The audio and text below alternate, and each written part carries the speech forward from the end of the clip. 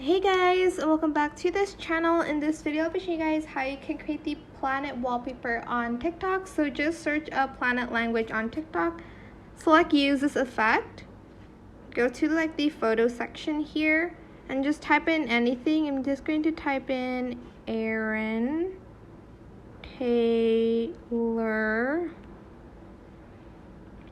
Johnson. I feel like this is a little bit too long, but